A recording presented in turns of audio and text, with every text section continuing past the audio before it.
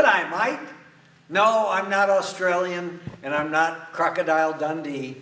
My name's John Potash, and I am the instructor for the personal protection class, which I think you probably know because obviously why would you be tuned into this if you didn't? This is our second episode, if you will, of this class.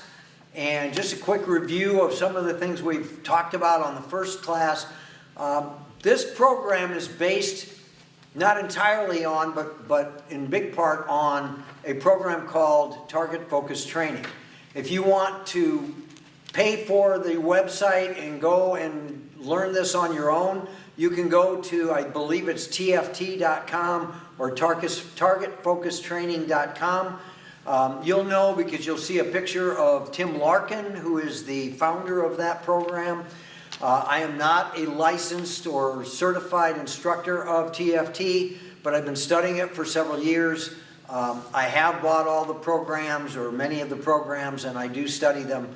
So just to give you a quick background for those that are new to this, I've been teaching some form of self-defense for over 25 years. I'm a certified rape prevention specialist, and I'm a 6th degree black belt in Taekwondo. Don't let my scrawny runt size fool you. I have been studying this for a very long time. I've also recently been studying programs by a guy named Jason Hansen. Jason is a former CIA operative, and he went public with things that he was legally able to, teaching people how to survive in a crazy world. And so I've been studying that recently as well, and I incorporate some of those things. Last week we talked about the fact that there are like 76 points on the human body that if you can inflict an injury, a debilitating injury, with 1 square inch of your body to the 1 square inch on that body, you will render that individual or the perpetrator incapable of doing anything for a few seconds. The idea behind this is you get an injury, you see you get an injury, you go after another one. As soon as you get that, you go after another one, and you keep getting them until the perpetrator is non-functional. That's when it's safe for you to get away. Now, a couple of things that I want to emphasize. And I'm going to step over here for just a second, just to grab something. This is rubber. Okay, so there's no danger with this, but you all know what this weapon is. This is a training weapon, okay? And I'm sure you recognize what this looks like. Neither one is going to do any damage or harm. However, we use them to explain and graphically demonstrate what we're doing. The fact that there are 76 points or more on the human body that you can create a debilitating injury only tells you how to get those injuries. The bottom line here is that you have to be sure that the perpetrator is non-functional. And the reason I took these out is I want to emphasize that these are not the weapon that you have to worry about. These are ancillary. These are tools that the perpetrator uses. The weapon is right here. The perpetrator's brain has to be shut down to make you safe. And I want to demonstrate this. I'm going to ask my assistant Grant to come in here. And we're going to go through a scenario that we actually haven't practiced, and I'm going to use something that he hasn't done. What I want you to do, Grant, is I'm going to be the bad guy here, and all you're going to do is you're going to take your leg and try to kick right about here slowly, and I'm going to go down as though you've broken my leg. Okay, now, I have a broken leg. And you think you're safe to get away. So you're going to start walking. Don't go fast because it's going to take me a second. But you're going to start walking away. Bam, bam, bam. All of a sudden, I'm not non-functional. And just because he disarmed my knife, and there's lots of ways to do that, he didn't know I had this in my holster in here. And He's standing up only because this is fake. Okay? All right. Thank you very much, Grant. My point here is you have to make sure that your target or your perpetrator that you're defending yourself against is non-functional. Over the course of the next, 12 weeks? Actually, between 10 and 12 weeks. We're going to be going through each week one of the targets. Now, last week, we went through, we demonstrated 3 strikes, and there were actually 4 attacks, and we're going to go through that real quick just to review so that you've got that moving forward. For those of you that have already viewed last week's episode or series, whatever, you already know this. This will be a review for you. For those that weren't here, you'll be able to at least pick up on what we did. So, Grant, you're going to come to the center. All right, so the first thing, a perpetrator is never going to give you personal space. They're going to be in your face. Now, obviously, Grant's a lot bigger than me, and usually bad guys are bigger, stronger, faster, and that's something that's assumed. One nice thing about this program is it levels the playing field. I don't care if you're male or female, old or young, skinny or fat, it doesn't make any difference. Oh, is that politically correct to say fat? Anyway, if you're oversized or skinny, it doesn't make any difference. This is going to level the playing field for you. Now, the first thing that we're going to do is Grant's going to do what's called a neck strike here with the ulna. The ulna is the bone between your wrist bone and about the first 2 inches underneath that. Okay? So he's going to put that up in front of him, and he's going to step through. Now notice where his foot goes. It goes past my feet, and he's stepping forward. And this is called a reactionary partner's reaction. So I'm going to advise you, if you're watching this alone, try to get somebody to watch this with you, and you're going to have an opportunity to practice these things. That's the first strike. Now, the next thing he's going to do, he's going to take his other arm, and he's going to stick it straight out from his shoulder, and he's going to take the other foot, step through, and he's going to put that right into my solar plexus. The solar plexus is that squishy part right under your sternum, under your breastbone. And he's just going to drop his weight forward, okay? And that would give this kind of a reaction. Now we're going to move back over just so that we stay in range and I'm not going to fall over a table. Now he's going to line that foot up with my toe, his toe with my toe. He's going to get right up to my toe. Closer. There. Now he's going to do a shin kick to the groin. Okay? Now obviously, I don't want him to do that full speed, but what he's thinking in his head is putting his shin through the top of my head. This is the reaction he would get. Now he has an option to do either another strike to the groin or another strike to the solar plexus. Okay? Okay, so that was a knee strike to the groin or to the solar plexus? Yeah, okay. Too far away to get not only to the groin. Okay, that's fine. So that was a knee strike to the solar plexus, all right? And then what I did is I said to the audience last week, all of you, if you were in a situation and this is what you were facing, with this weapon at your neck, okay, do you think the things that you just saw would save your life?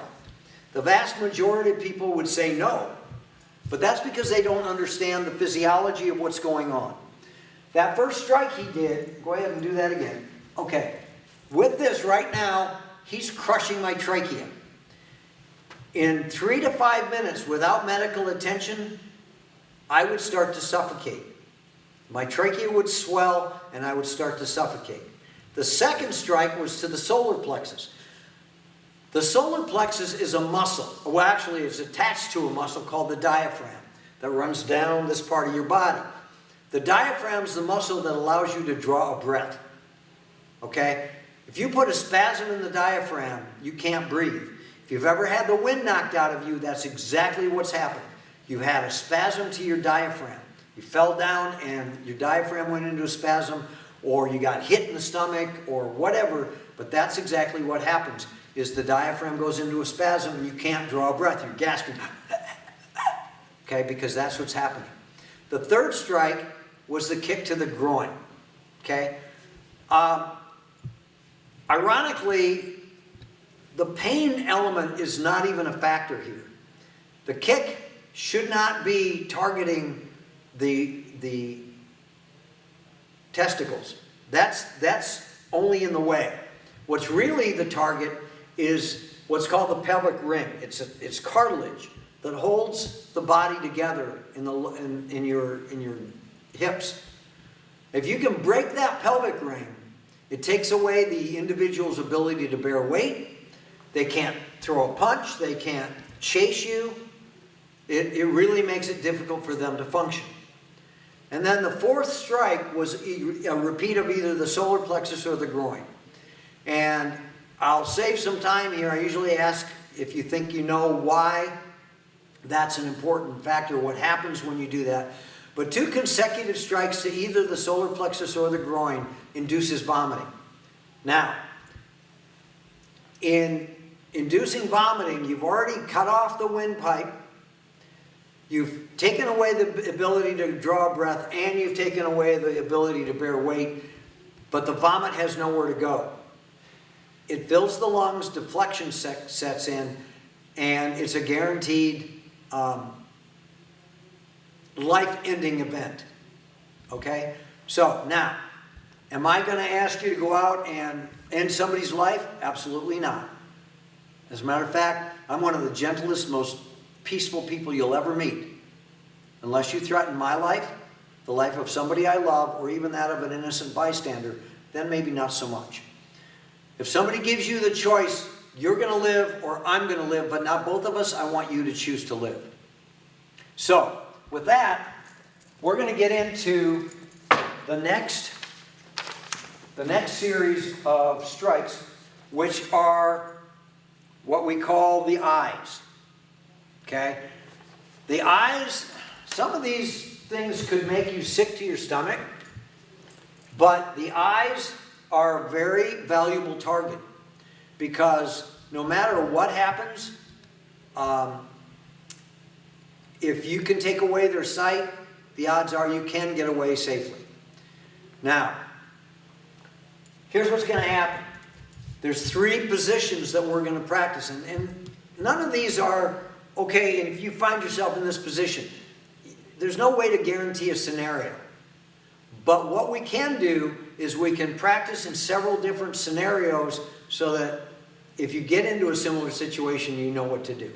The first one's going to be on the ground, okay? And I'm going to be on the ground first. I'm the bad guy in this case, and we're going to go back and forth, and both of us are going to practice this, and I want you to do that with your practice partner at home. But before we do that, I think there's one other element I didn't review that's very important. We are doing this with all the intensity that we would do it on the street. We're doing it with the power that we would do it on the street. The one element we've taken out is the velocity. You're going to go in literally slow motion. If you're going to stomp on something, you're going to do it. Get your balance, you're going to make sure that you're over it, over your target, go down slow, and then step forward. Okay? Stepping forward is critically important. Victims, back up. Okay? Aggressive people move forward. Sadly, the only way to deal with violence is violence. In the martial arts, and like I said, I'm a 6th-degree black belt in Taekwondo. I've been doing it for about 37 years. In the martial arts, we no longer consider the martial arts to be a self-defense. Why? Because in every single martial art, there are rules. The rules are designed to keep you from getting hurt. In violence, there are no rules. And you have to be willing to do whatever it takes to stay alive. So we're taking the velocity out of this, but everything else is very real. So if you've gotten a perpetrator to the ground with other things, then one of the options you have is a heel stomp to the eye socket. Okay? And that can be done either from the side or from the top. So if I'm laying on the ground, it doesn't matter if I have glasses on or not. Let's turn this way so that our videographer can see this. So you're going to take this foot and put it right at the top. No, this is right at the top of my head, right next to my head. All right. Now this foot's going to come up, and you're going to target this outside eye, go slow, and down. Now, what you just did, and again, Grant and I haven't practiced this, so he's learning along with you. What you just did is you started toward my eye, and then you automatically, intentionally missed the target. I want you to come straight down till you're just above the target. Thinking about what you would do if this were real, and then step off. Okay? Now step over and turn around, step that way and turn around, and you're going to do the same thing. Well, wait, that foot needs to be right up here above my head. Now, come straight down and step forward. Okay? Now, you're going to be the bad guy, and I'm going to get up and do the same thing to you. So lay down. And again, at home, this is how you should practice this. Important that this foot is right above the top of the head. Why? Because you want all of your body weight going down into that target. Then I'm going to pick my foot up. I'm going to make sure I have my balance. I'm going to come straight down. Once I've seen my target and I know I've hit the target, then I'm going to step off. I'm going to turn around, put my other foot back up above his head. I'm going to get my balance. I'm going to come up, come down, and then I'm going to step off. Okay? That applies whether the person's on their side or not. Roll onto your side for just a second. Okay? So if he's on his side, his head's down on the ground, and I want to, I can do the same thing right here. Not quite as effective, but still an effective target. Because honestly, once you've crushed the eye socket, that eye is going to go blind, the other eye is going to tear sympathetically, and that person's not going to be able to see. Might be enough to give you time to get away. So now, we're going to pause for just 5 minutes so you can practice with your partner what we just demonstrated.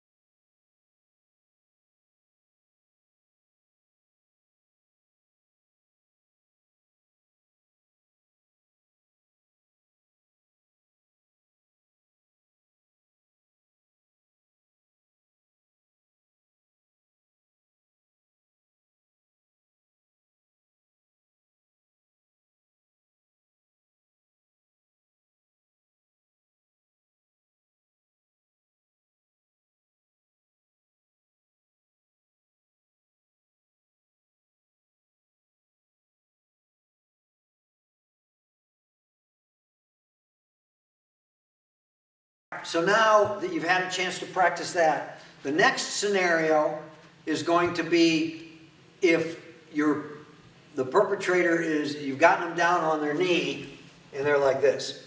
Now I'm going to have to demonstrate this first because Grant won't have a clue what I'm trying to demonstrate. But go ahead and get down on your knee if you would. Now, first thing you got to do, because the body's natural reaction is to pull away from any injury. So if I just come up here like this and I'm threatening his eye, he's naturally going to pull back and away from me. I don't want him to do that. So what I'm going to do is I'm going to take my arm and I'm going to hook it around his neck and I'm going to clamp him tight to me. So now if he pulls away, I'm going with him. But in the process, right now, I've got him here, and what I'm going to do is I'm going to put my thumb right at the tear duct of his eye. Now this is all the practice we can do on this, but in my mind, I'm sinking my thumb to the second knuckle. And then I'm hooking my thumb if I can, pop the eyeball out of the socket. Now if that makes you sick to your stomach, I'm glad. Because frankly, if you think that's cool, I don't want you watching this course. Okay, but it's nauseating, but it might save your life. So, clamp, make sure they can't pull away. Put your thumb at the tear duct on the outside eye, and imagine sinking your thumb into the eye socket. Now, two things I don't want you to do. One, you can hook your fingers under the jaw if you can, and imagine closing your fist, making a fist and sinking your thumb in. What I don't want you to do is get to here and go, "Arr!" Because what you're doing is teaching yourself to miss. You want to be at that eye socket, right at the tear duct, and just imagine going in. Then you release, and you can go to the other side and do the other side as well. Okay? So that's what Grant's going to do to me. Now there's a little extra thing here because I wear glasses, and obviously I can't put my thumb through the glasses. So what you do is you take and you slide your thumb up under the glasses, and again, place it right there at the eye socket, at the tear duct, and imagine sinking it in. So Grant, you're up, I'm down, and you're going to clamp my head to your body so I can't get away, to the outside eye. Okay? Now, you want to be right there at the tear duct, and then I want you to take your fingers and try and hook them under my chin. There. That's as far as you can go, but in your mind, you're closing that down. Okay? Yep. All right, good. Now switch to the other side. And you can do the same thing. Again, up under my eye.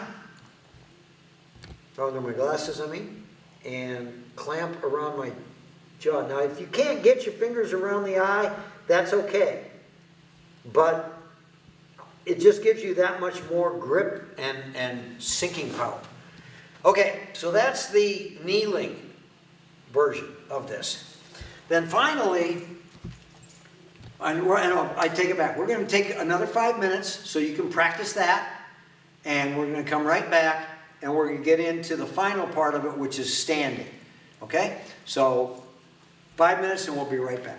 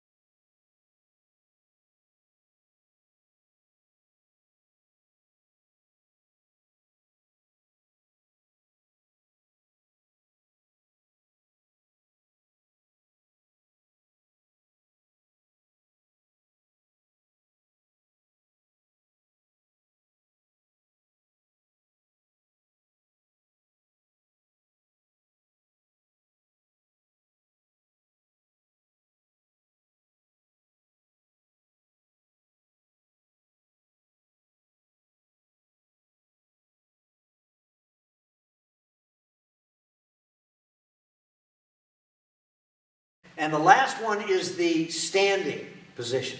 Again, you need to be toe-to-toe because, again, a perpetrator is not going to give you any space. You need to take that space away from them as well. This part of it would be equivalent to putting your fingers into their eyes this way. Now, if any of you have ever been in sports, in track, and you know the event shot put, the shot put, your arm is cocked back like this, and you come up, or you may spin around, but you push that ball away from you, the shot away from you, this way. You're basically doing the same thing here. You're cocking your arm next to you, putting the palm of your heel, the palm heel against the chin. And in this case, in practice, we want to be right at the eyebrow line. We don't want to be actually in the eyes because there's too much chance that you could accidentally scratch an eyeball. And we don't want to do that. So we want our fingertips above the eye at the eyebrow line. Now, one of the things that we demonstrated last week was how important it is to move through your target.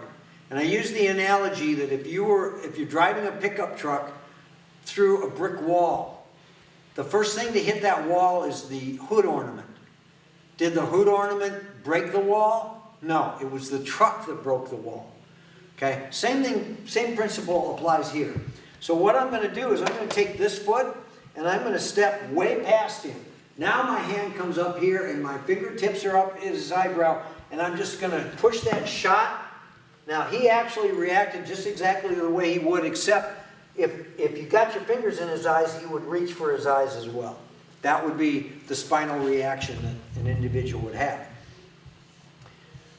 There's two benefits to this. First of all, you have 5 digits, 2 eyes, you have 10 opportunities to get an injury. And again, if you can blind them in one eye, the other eye is going to tear sympathetically, potentially giving you an opportunity to get away. The other benefit here is by doing this and doing a shot put with that, you have a high probability of getting a concussion on the perpetrator. And you might even have the added benefit of them losing their balance, falling backwards onto the concrete and cracking their skull open. Okay? Now, I'm not a violent person by nature. I don't want to hurt anybody. But again, if they're trying to take my life, I'm going to choose to live. And that's what I want to teach you, is how to live, how to choose to live. All right, so you're going to try the same thing with me. Either side, you're going to, yep. Now, curl your fingers, put your fingers right on my eyebrows, and step through, and great, just like that. Now do the other side. Good. And that's exactly what you want to do. Now, obviously, in a real life, on the street scenario, if you're being attacked by somebody and you're truly fearing for your life, you don't want to do above the eyes. You want to go right into the eyes with your fingers. And it doesn't matter. You don't even have to aim because you've got, like I said, 10 opportunities to get an injury. So that's the way you want to practice that. So I'm going to give you another 5 minutes. Practice that with your partner, and we'll be right back.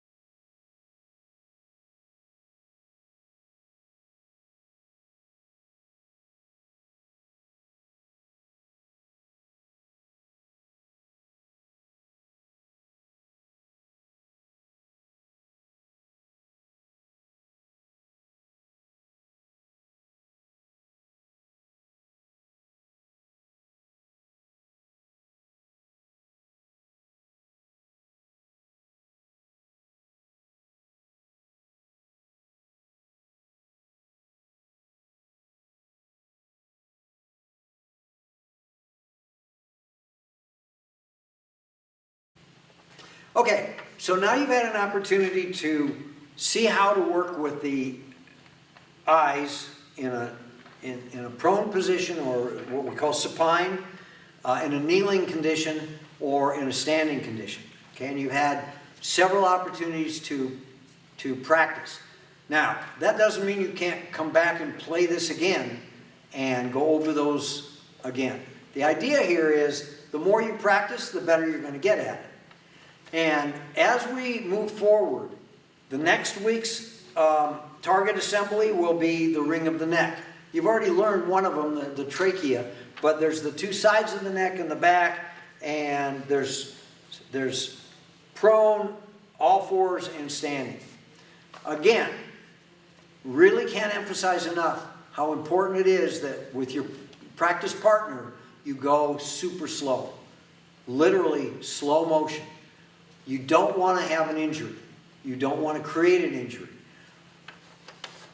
Some people have asked me, well, how am I going to translate this into the real thing on the street if I'm going in slow motion? The bottom line is this: adrenaline will kick in and you won't have to worry about going in slow motion. You will go full blast with everything you've got, and you will put your perpetrator down. Now, I can't guarantee that, but at least the odds are, the playing field is leveled and the odds are at least turned in your favor. The number one problem, if you will, that makes victims victims is that the human nature is to freeze. And if you've practiced this enough, you're not going to automatically freeze. Now, something that's not even in my list of targets are the fingers. So Grant, I'm going to have you come back over for a second. I'm going to show one more thing. If Grant, obviously he's bigger than me, and he grabs me from behind, and both arms. Okay, now he's got me pinned. Okay, except I can reach up and I can grab his fingers. Okay, and all I got to do is get a hold of that pinky. All right, and snap it back. If that doesn't work, then there's the next one and the next one, and then there's the other hand. Most perpetrators are going to let go at some point. Okay? Now, assuming he's got me pinned and I can't do that, a couple of other options. There is a heel kick to the groin, if you can get your foot up that high. Another thing that's really effective is if you're wearing hard-soled shoes, take your foot like this, get the edge of your sole right against the shin, and just stomp down. Not only will you scrape the skin off of their shin, you're going to break the arch of their foot. That probably will get them to let go. Another thing you can do is throw your head back, and when they're not expecting it, that may make them stagger back. If they fall backward, go with it. Let it fall back on top of them. Don't, but don't try to get away. That's the biggest thing. Fear is a huge element that will slow you down and make you a victim. Don't let fear make you freeze. So until next week, I want you to spend some time practicing. Stay with your practice partner and learn the reactionary partner's way of doing it. Because if, for example, turn toward me, if I hit Grant here with that elbow, that's his sternum. That's not going to do anything. So if I hit him there, then I don't want him to give me the reaction that normally would happen. But if I hit him in the solar plexus and I step through like that, then I want him to give me that spinal reaction. And that tells me that I've done it right. As we go through this, we'll spend a lot of time practicing. One more thing before I let you go today. It's normal for people to giggle and laugh and say, oh, and what you're saying is, I would never do this to you. Your partner knows that. In order for this to get registered in the right part of your brain, you need to try to keep the chatter to a minimum. Because quite honestly, there's three types of individuals you'll deal with.